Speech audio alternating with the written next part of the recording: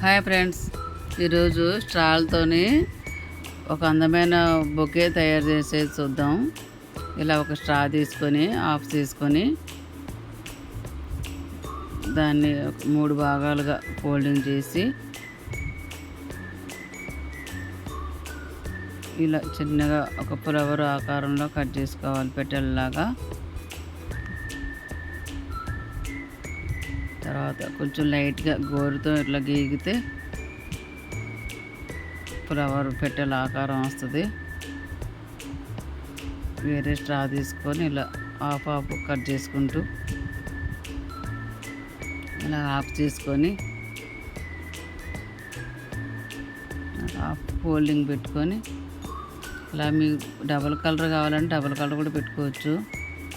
ఇలా హాఫ్ వరకు కట్ చేసుకుంటూ మెల్లగా కట్ చేయకుండా, కట్ కాకుండా చూసుకొని కట్ చేసుకోవాలి.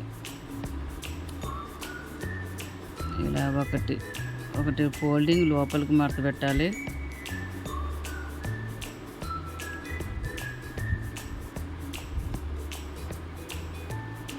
వేరేది రివర్స్లో పెట్టాలి. అది అలా పెడితే ఫ్లవర్ విడిచినట్టు కనబడుతుంది. మీరు లోపల వేరే కలర్ కూడా పెట్టుకోవచ్చు. ఇలా గమ్తో జాయింట్ చేస్తే ఒక్కొక్క పెట్టెలు ఒక్కొక్కటి జాయింట్ చేసుకుంటూ రావాలి. ఇంకా మీకు పెటల్స్ ఎక్కువ కావాలనుకుంటే ఇంకో డబల్ కట్ చేసుకోండి. ఇలాగా ఇదే మాదిరిగా. ఇప్పుడు గ్రీన్ది ఒక స్ట్రా తీసుకొని చిన్నగా ఆకుల టైప్లో ఇలా కట్ చేసుకొని కొంచెం కత్తెరతో ఇలాగ అనుకుంటే షేప్ వస్తుంది.